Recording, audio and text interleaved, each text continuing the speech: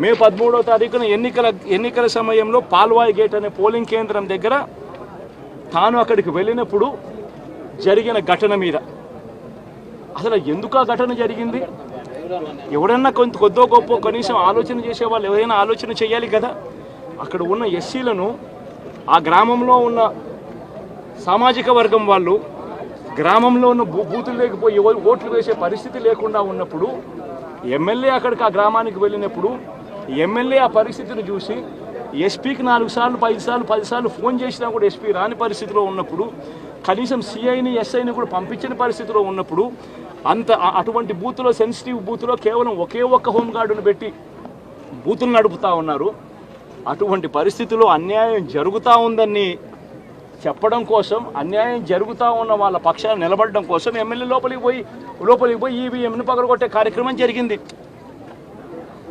ఎందుకు ఈవీఎంలో నిజంగానే ఎమ్మెల్యేనే రిగ్గింగ్ చేసుకుంటా ఉంటే, ఎమ్మెల్యేకి అక్కడ నిజంగానే ఎమ్మెల్యే పరిస్థితి అంత బాగుండింటే ఎందుకు ఎమ్మెల్యే ఈవీఎం పక్కన కొడతాడు?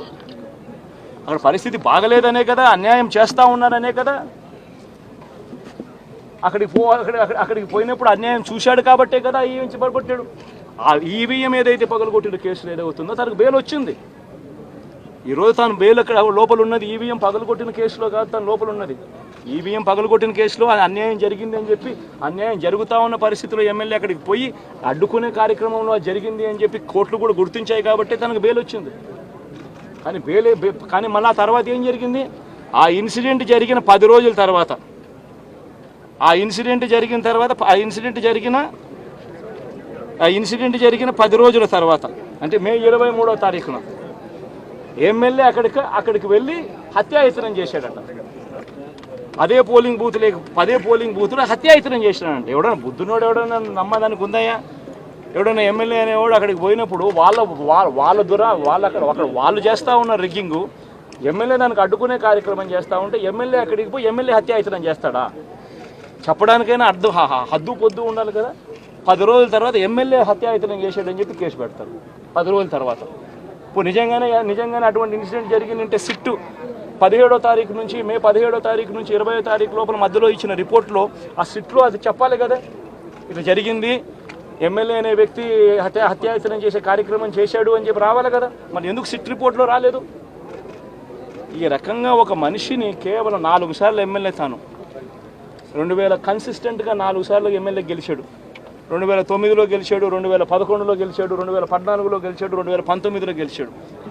ఒక మనిషి కన్సిస్టెంట్గా 4 సార్లు ఎమ్మెల్యేగా గెలుస్తూ వస్తున్నాడు అని అంటే ఆ మనిషి మంచోడు కాబట్టే గెలుస్తూ వచ్చాడు, ఆ మనిషి మంచోడు కాబట్టే ప్రజలు ఆశీర్వదిస్తూ వచ్చారు. అటువంటి వ్యక్తిని తీసుకొని వచ్చి తప్పుడు కేసులలో ఈ మాదిరిగా బిగించడం ఎంత మటుకు ధర్మం? ఈరోజు ఒక్క రామకృష్ణ నాయుడు ఒక్క పరిస్థితే కాదు, రాష్ట్ర వ్యాప్తంగా ప్రతి గ్రామంలోనూ కూడా ఇదే కార్యక్రమాలు జరుగుతూ ఉన్నాయి. ప్రతి ఒక్కరూ కూడా వాళ్ళ స్థాయిలో రెడ్ బుక్స్ అని చెప్పి రెడ్ బుక్లు పెట్టుకొని ఉన్నారు.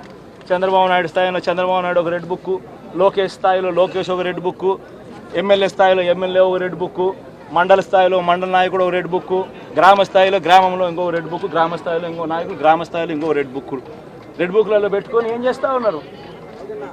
అతి దారుణంగా అన్యాయంగా ఆస్తులు ధ్వంసం చేస్తూ ఉన్నారు.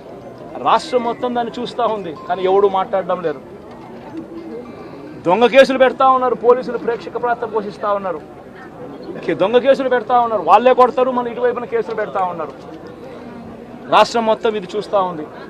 చీని చెట్లు నరికేస్తూ ఉన్నారు, ఆస్తులు ధ్వంసం చేస్తూ ఉన్నారు, కనిపిస్తూ ఉంది. ఎమ్మెల్యేలు ఏకంగా జేసీబీల మీద, పొక్లేన్ల మీద ఎమ్మెల్యేలు స్వయంగా తిష్టేసి ఏకంగా పోయి బిల్డింగులు పగలగొట్టే కార్యక్రమాలు చేస్తూ ఉన్నారు. ఇంతటి దారుణంగా నిజంగా చేస్తూ ఉన్నారు అని అంటే ఎల్లకాలం ప్రభుత్వం మీది కాదు, ఎల్లకాలం రోజులు మీయే ఉండవు చంద్రబాబు, అది గుర్తుపెట్టుకో. మీ పాపాలు పండుతూ ఉన్నాయి వేగంగా. ప్రజలు దీన్ని క్షమించని పరిస్థితి లేక వస్తారు. ఖచ్చితంగా మీకు బుద్ధి చెప్పే పరిస్థితులు రోజులు కూడా ఉంటాయి.